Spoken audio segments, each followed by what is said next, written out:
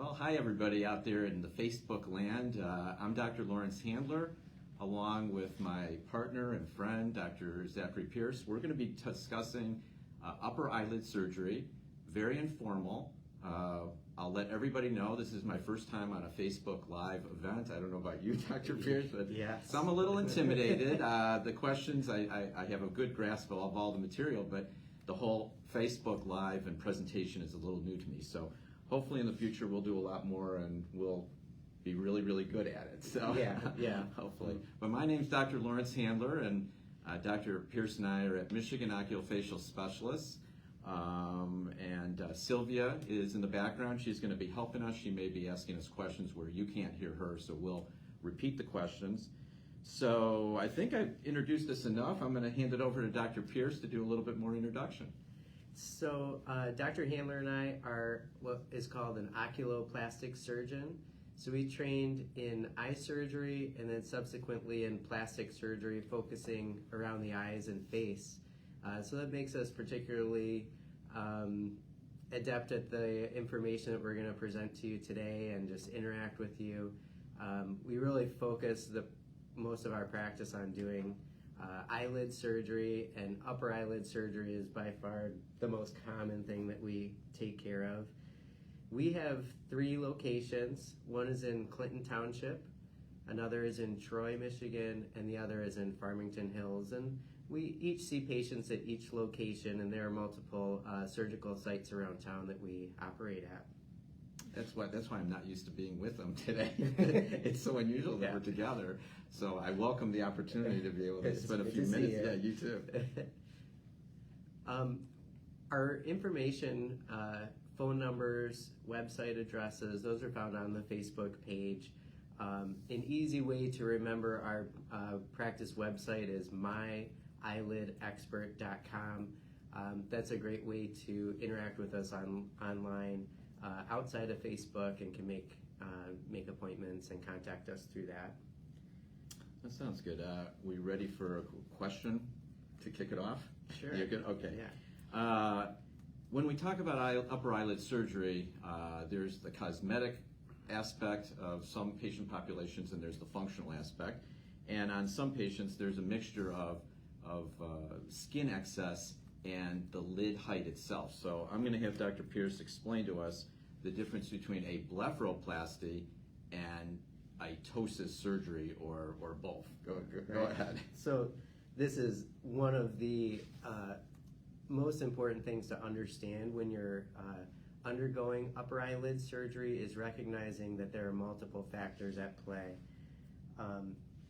And so part of our job here is to educate you so you can help make informed decisions. Dermatochalasis refers to redundant skin. It comes from the Greek meaning skin and loose, so loose skin, and it progresses to the point that the skin can cover the eyelashes and weigh things down, creating kind of a shadow effect. Dermatochalasis is treated with a surgery called a blepharoplasty, where we remove a safe amount of excess skin and shape that so it looks good. Ptosis, on the other hand, refers to a droopy muscle. Sometimes the muscle is weak, sometimes it just gets stretched over time, but it allows the eyelid itself to fall where the edge of the eyelid is down over part of the pupil. Sometimes that can affect the vision as well. This is a similar but a slightly different surgery that we use to correct that we call a ptosis repair. And you can see how in this patient, once the eyelid is tightened or elevated, it lifts the eyelid where now we can see the pupil.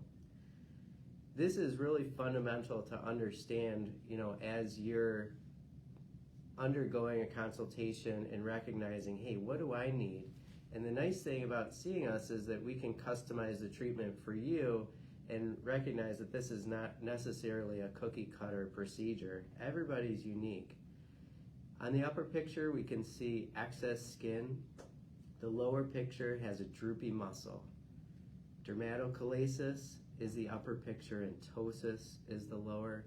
When those are corrected surgically, we can see we end up with a nice shape. We're clearing the pupil and getting that extra weight off of the eyelids.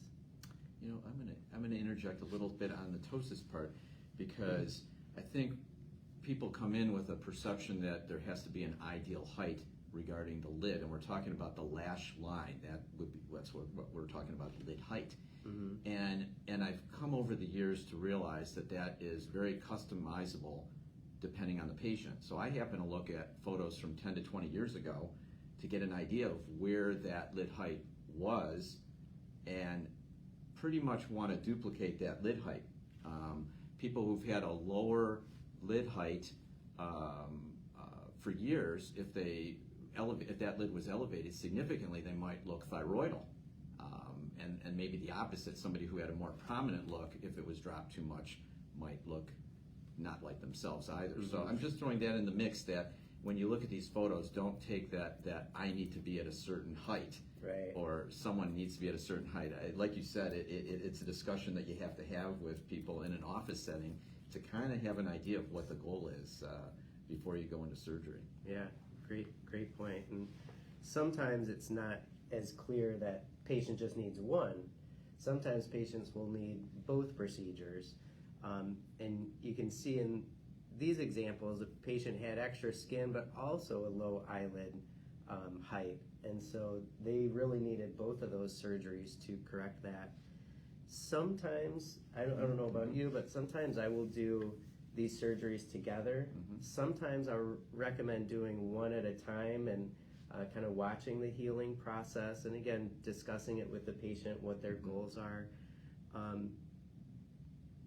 Do you have any comments about that? Well, and sometimes it is a question of whether it's cosmetic or functional. People come in all the time, and is this going to be paid by my insurance? Is it not? And so, like you said, sometimes these procedures are not necessarily done at the same time because of that, because of other factors. So, yeah, I mean, I guess we could jump into where somebody would be eligible for insurance coverage or not. I don't know if I'm out of order again. No. This is our first time doing this Facebook stuff, so. Yeah. But anyways, maybe that should be another discussion here, is how would someone be eligible for insurance coverage on something like this? So there's really 4 criteria for a patient to be covered. There's the patient's concerns or observations that it bothers their vision. There's certain measurements that we take in the office. There's a whole series of photographs that gets reviewed by the insurance company. And lastly is a test of your side vision. Do you want to comment what that is like and for a patient? Yeah, well, first of all, I know Zach's doing the same thing. Should I be calling you Zach on this, or Dr. Pearce? I'm not sure. I guess is Facebook that informal? We'll call you. All right. Yeah. But you know, we can't just make up that someone has functional insurance-based findings. Right. So clearly somebody has to have demonstrable problems in their everyday life. That's the first step. And then when you go through these testing, I know you're not going to do this. I don't do this either. I'm not putting somebody through any sort of testing, even as minor as it is, to waste their time if I already know it's not insurance-based. Right. If it meets 3 out of 4, right, it's not going to meet. So why put you through that testing? That's a good point. Good point. So you were asking me about the peripheral vision. There's peripheral vision testing that has to be done. It's on a specific machinery, a visual field machine, and lights are projected, and you have to demonstrate that you're seeing lights or not seeing lights. And then on each eye, it's done separately, and then taping is done to then do it again to demonstrate if there's a significant improvement, simulating if the surgery was done, what the result would be in regards to peripheral vision improvement. So again, each insurance has their own criteria for that, so this discussion is not going to get into that. You know, given the audience, we don't know what your insurance coverage is. So that's the kind of testing. In our office, we would also do photographs. We would do tear testing to see if someone has a dry eye or what's going on with the ocular surface. Again, that's, I think, an advantage of coming to us, that we have that sensitivity of the eye and the eye area. So we would try to sort that out. Patients who have significant dry eye and really are symptomatic, that sends a red flag up for me, and I might, if not probably not treat them myself. I might call in other or ask for other consultations from my ocular, ophthalmic, optometric colleagues to kind of get a handle on that. Interestingly enough, and I don't want to go too far in the question. Yeah. I don't want to take the whole time on one question, but in terms of dry eye, I find that people are using their brows a lot, so the eyes are open. Their blink mechanism is not normal because they're elevating their brows. These are functional patients. These are not cosmetic patients I'm talking about. And the dry eye actually can be worse because of excess evaporation, and it creates ocular symptoms where when you correct it surgically, many times that helps. Where we've always been taught that if you start doing ptosis correction or blepharoplasty, you can make a dry eye worse. And I'm not saying that that can't happen, but there is a patient population where they're symptomatic and they don't get worse, but they might even get a little bit better. So again, each individual is unique and has to be, a consult has to be done to sort that out. We have a question from Michael. If your lids are asymmetrical prior to surgery, can symmetry be achieved by surgery? So that's a great question. Thank you for interacting. The question was about if my eyelids are asymmetric beforehand, how is that addressed in surgery, and is it possible to make them more symmetric? And that certainly is our goal. Our aim is to make things even, make them match, and we accomplish that through a few different ways. And I think it starts with the consultation in the office, where we can really try to evaluate the function of the muscle, really try to determine the underlying cause. Is it ptosis, dermatochalasis, really what's at play? Looking for evidence of any weakness or nerve damage that may give a suboptimal response just by lifting the eyelid. At the time of surgery, we do everything we can to make things match, and sometimes patients get nervous about this, but I assure you that most patients do really well. But at the end of a surgery, sometimes we'll turn off any relaxing medicine so you can wake up at the end, and we can really just fine-tune things and make sure that they match. That really gives us our best chance of making things where we want. The other thing I will always warn people is afterwards, don't pay too much attention to the symmetry right after. Sometimes with swelling, with the healing process, sometimes it can look a little uneven, and oftentimes it will take time for that to balance out. But any other comments on that? Look, we can go through a mall, you and I, and see people and pick out things very quickly and know why we're picking them out as far as asymmetry. The general public, you, are picking out asymmetry without realizing it. You don't analyze it quite like that. So symmetry is key. And so when I talked about lid heights before, I would rather have a symmetric lid height than a particular lid height. So maybe on a particular patient, I wanted to get that eyelid 4 millimeters above the pupil or 5 millimeters, but I achieved 3 or 3.5. If it's symmetrical, that patient's going to look great.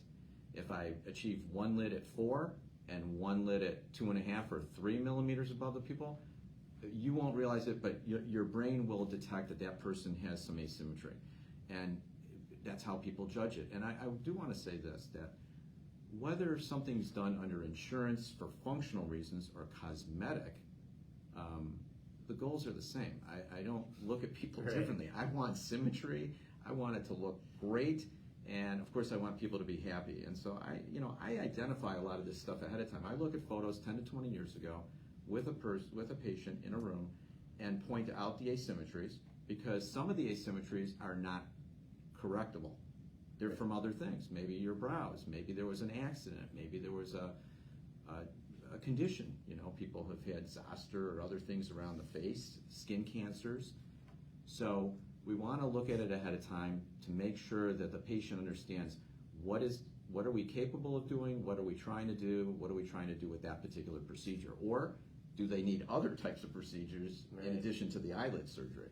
Yeah. So I think it's something that after listening to us for the half hour, you may think about that during the course of your day-to-day, and as you spot people, you'll know, your brain will pick up asymmetries, symmetries, but you'll realize you don't realize that you're doing it, but you are doing it.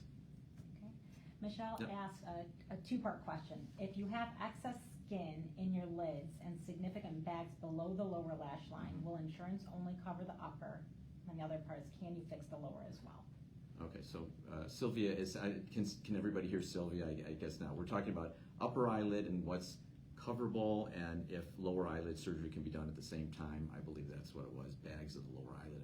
And of course, we intermix these surgeries all the time, and patients come in on consults, and they're pointing out the upper lids. And again, this does not matter whether they're coming in a functional category, meaning that they need to do the procedure for actual vision purposes, or aesthetic or cosmetic.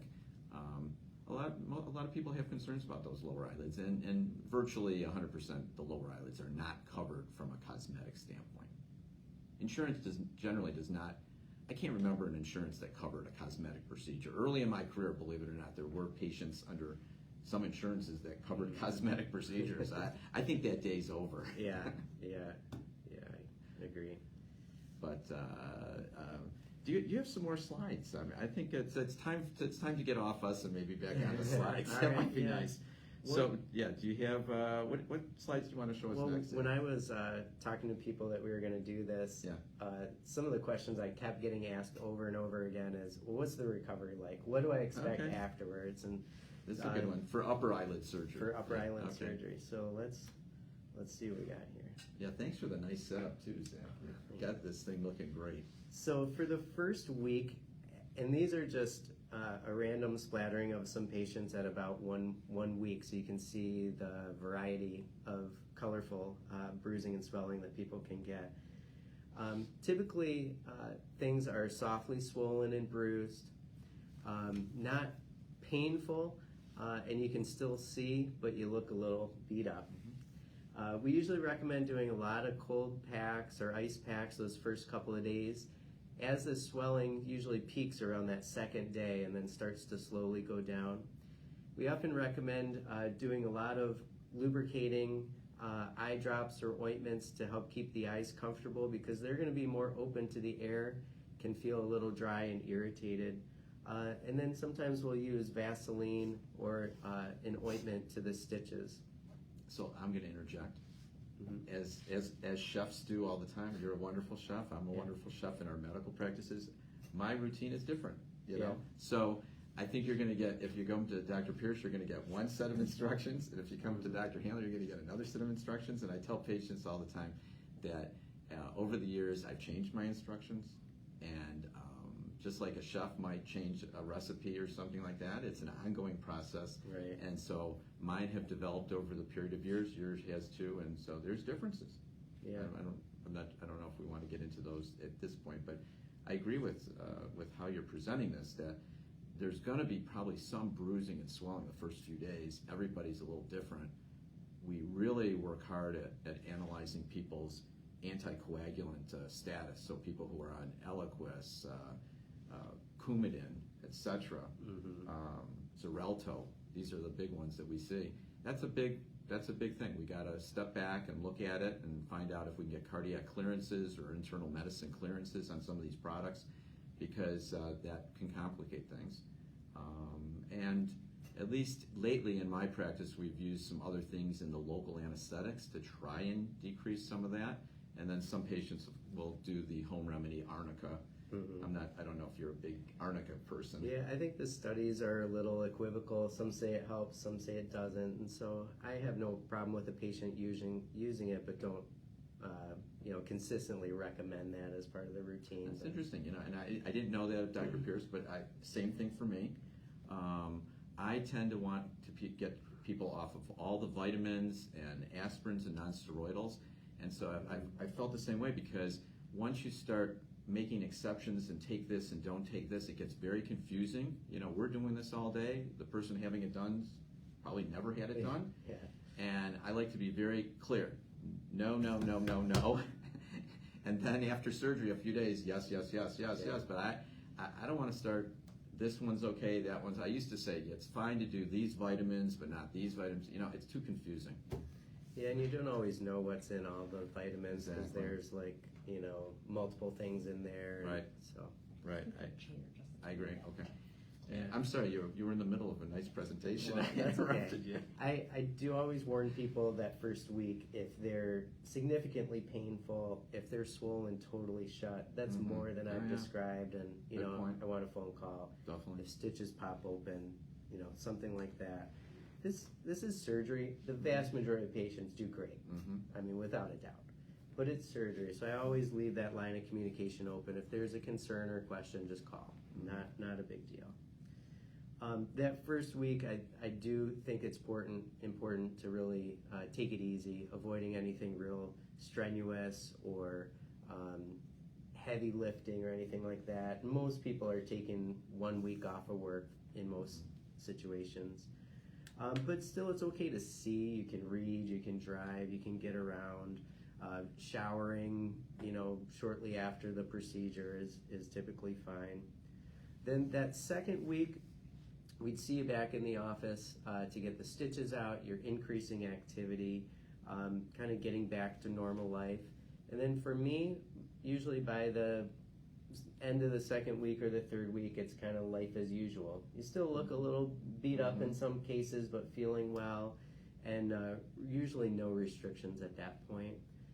Once we get about a month after surgery, we're looking pretty good, where patients aren't really going to be noticed if they're in the store, but there may be some redness along the incision or some areas that's still a little swollen, and that just looks better and better and better over time. If there is a little asymmetry afterwards, oftentimes that will just totally balance out over time. And I think looking natural, looking like they look, those are our main goals. The whole healing process is somewhere a 3 to 6 month kind of course, I think, for most patients. And you can see the incision lines, even at just a month or two, look good. They're a little red, and those will continue to fade and blend. And I think patients usually do great with this type of surgery. I tell people, probably after 2 weeks, on the women, it can actually be a little quicker because they can use makeups and things like that pretty quick. If they're doing upper eyelid surgery, I tell them to go ahead with the lower lid cosmetics immediately. On the upper eyelids, I may ask them to wait 10 to 14 days. And so with cosmetics, we're not going to see a lot of the subtleties, as long as there's symmetry. They're not, the outside public, people who aren't aware of the surgery, are not going to detect that kind of thing, even though the person who's had the surgery is going to detect minor little swelling that still has to come down, or numbness. When they go to apply makeup, they'll have a numbness along the lash line for a while. Yeah, that's common to hear. But really, you're talking, if someone has a major event, I ask them to do it a month ahead of time. To plan for a larger audience where some people have a longer recovery and some people have a shorter recovery. I don't want to I'll err on the side of that. But usually I tell them a month, but pretty much after about 2 weeks they can get back. Okay. Same with exercising too, about 10 days for me. Yeah. Any other questions, Sylvia? And here I was going to do a shout out to my sister in New York City. She didn't send a question in. I'm gonna talk to her about this. What about my wife? She didn't send a question in either. Okay. There were a couple questions That's true, yeah. that folks asked beforehand, before the event, and Yeah, I like this one. The question was, is it permanent? Is the surgery permanent? You want to tackle that one? Well, my line is, this doesn't stop the aging process. True. And so over time, you will get, continued aging. And so to have it repeated is not uncommon, but typically it's about 10, 15 or more years, and it never seems to get as bad as that first time. What's been your experience? You've got a few years on me. Yeah, Zach, I have a few years on you. True. So I'm actually seeing some of the repeat patients, Yeah. but that's why I ask them to give me photos from 10 to 15, sometimes 10 to 20 years, because that's kind of the reflection. The clock will start ticking again the day after surgery. Yeah. Other things happen again, various conditions and aging conditions and medical conditions. So yeah, nothing's permanent, you know. Getting my hair done's not permanent, you know. Yeah. Getting anything done's not permanent. But so yeah, people understand that. I think the other question could be, well, if I've had facelift, eyes, forehead done, can I have this done again? And we do see a population that is coming through where there's been prior surgery, and there's some challenges that can happen with that. Again, some are not challenged. There's not a lot of challenges, others are. And again, this is where this type of presentation we're trying to be in general terms, but it comes down to an office setting and a discussion. Right. But I think the old photos for me are very good, and patients love that. People come in, they like seeing the old photo and the new, and they like seeing their photos that were taken before the surgery. So, and we have fun with it. It's nice to see. It is interesting to see those pictures, and you can see someone that has a full upper eyelid that looks youthful, and other patients, the same looking eyelid would make them look older or interfere with their vision. So it is really interesting. And look at all the celebrities that have had various eyelid characteristics where they're disrupted, and people are in magazines and they're making a big deal about it. I mean, I can't tell you, patients will say all the time, I don't want to look like X, or I don't want to say the celebrity, or but in private they'll say I don't want to look like this one or that one, and I get what they're saying, and it comes up all the time. I think a quick explanation on that: the natural eyelid crease. So if you lift the skin up and you look at the line that most people have, if it's generally a little bit lower, more toward the lash line, you're going to have a more full lid as a young adult. And if it's the opposite, you'll have a higher lid platform and a more noticeable lid platform. And this is exactly why photos are needed, because you have to look at that, and you don't want to. And I guess in our community, I don't hear a lot of people saying, I want to be changed 180 degrees from what they were. Now, if you're in other communities of the country, you could be into that. And so some of the surgery is tailored toward the local community that you're in. So that's another reason for a consultation and a discussion, because you better be sure of what the goals are, and I need to be sure of what the goals are for the patient, and the patient has to understand my thinking on it too. And if we don't match, there are patients where you say, you know what, thank you, I'm not the guy, I'm not your guy, and you have to be willing to do that. Is Sylvia, are you wrapping it? Nope, I've got more questions. More questions. I'm having a great time. Okay. How far are you booking for a new patient? Denise wants to know. I couldn't say. This time of the year, it's very busy, because patients who have insurance and benefits, it goes both ways. Some, even the cosmetic benefits can be used on some company benefit line, I guess, flexible spending. So it's a free-for-all right now for this time of year. But there's people, it's an elective practice for the most part. I mean, we do a lot of other emergency things, but in this regard, these are elective type procedures, and so there's always room, Okay. I would like to get the keloids question. I have keloids. Am I a candidate if someone has keloids? Okay. Yeah. There's a difference between keloid and a hypertrophic scar, and these are maybe beyond this type of format. But I do not see a keloid on a lid. You'll see a hypertrophic scar. So I think what the person is saying is that they've had other surgeries in their abdomen or elsewhere in their body, and they have a keloid history.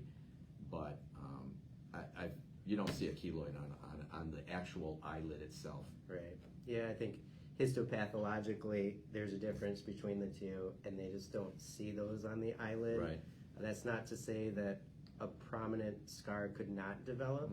I think using the more modern techniques that we're using, it's much less. It's not an and issue. really monitoring things. Some patients we will recommend some other treatments just to encourage things to flatten out and blend, but typically the scarring is really minimal. It is. I mean, at least in my practice, first post-op, whether if you're using stitches that come out or not, that can be a difference on different patients. Let's say we're taking out a stitch, and then I might start them out on a little topical silicone, or get them back on their moisturizers or some sort of moisturizing product, and then sun protection too. Sylvia's. Are we wrapping it up? People are getting bored, or Go what? ahead. Give us your take-home messages. Well, the take-home message is that obviously, I guess we needed more time to cover the topic. So there's more to it than just come in and have eyelid surgery. But a consultation is definitely needed, and all the things that you've heard this morning. But it's nice that we could do this, and I'm enjoying the format and how this is done, so I hope that we can do more of this and interact with the public this way. I mean, you can tell that we both love what we do, and we take it, very seriously, give everything a lot of consideration, and really want to help patients reach their goals, help maximize their vision and look their best, and having that perspective of an eye surgeon initially really, I think, gives us a unique perspective, and it's fun to get to interact with you and kind of hear similarities and differences. Yes. And we're going to do more of this I've for enjoyed sure. it. Yeah, I mean, we're going to do more of this. It's we enjoy, for this type of elective work, very satisfied patient populations, and it feeds on itself. And it's not to say that you might have to do little corrections or tiny things in the office. For the most part, most patients do great, and they're happy, and it puts a smile on my face to see that, certainly. So I guess Sylvia wants us to wrap it up. So you said you've got the website and phone numbers somewhere posted. I don't think I need to say that. If there's one more question, my sister didn't come in with that question yet. Okay. I thought it was a great presentation. Lots of Well, Sylvia, you're so kind. You're so kind. Thank you. Thank you. Is it Dr. Pearce, Zach? It's great being with you today. It's been a pleasure. Yeah. So, all right, good. all right. Thank you so much. Look forward to seeing you in the office. Thanks.